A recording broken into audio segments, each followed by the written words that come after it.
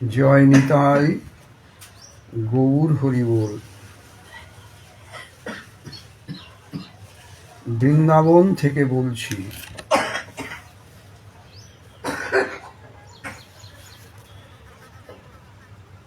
আমাদের এই চ্যানেল থেকে প্রতিদিন কিছু ভাগবতীয় কথা আলোচনা হয়, যাহা সম্পূর্ণভাবে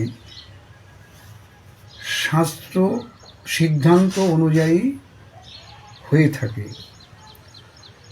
যারা শাস্ত্র সিদ্ধান্ত অনুযায়ী চলার চেষ্টা করেন তাদের পক্ষে খুব উপকারী।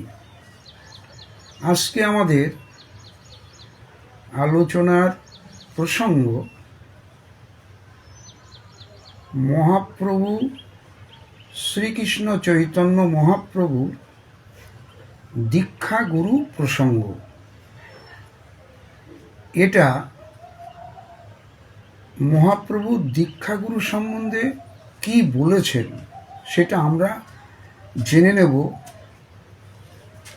শ্রীল কৃষ্ণদাস কবিরাজ মহাশয় বিরচিত শ্রী শ্রী চৈতন্য চরিতামৃত গ্রন্থের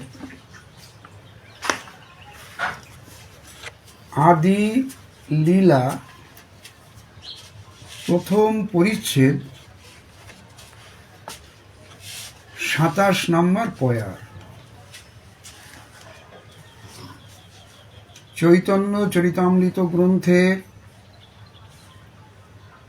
আদি লীলা প্রথম পরিচ্ছেদ ২৭ নম্বর পয়ার।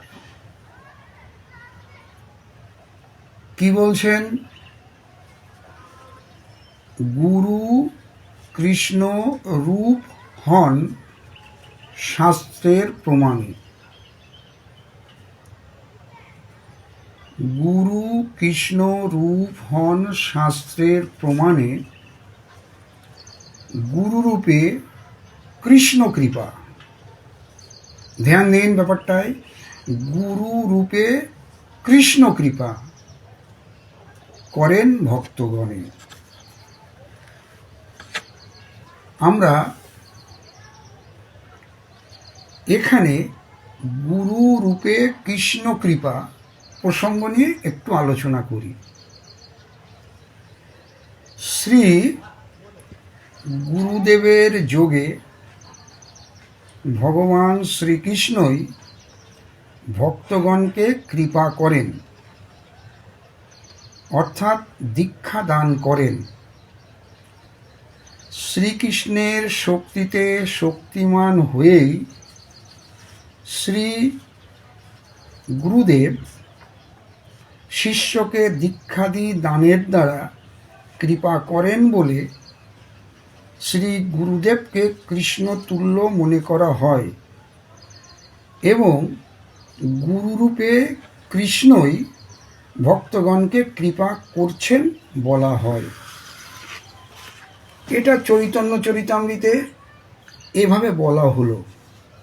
আবার দেখুন, শ্রীল বৃন্দাবন দাস ঠাকুর মশায় কৃত শ্রী শ্রী চৈতন্য ভাগবত গ্রন্থে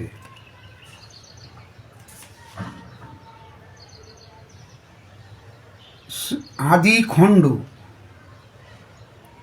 15 অধ্যায়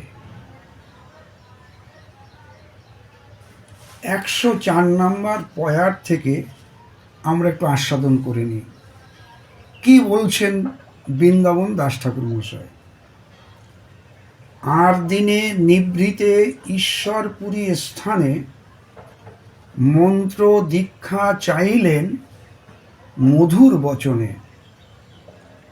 ঈশ্বরপুরীর কাছে মহাপ্রভু মন্ত্র দীক্ষা চাইলেন।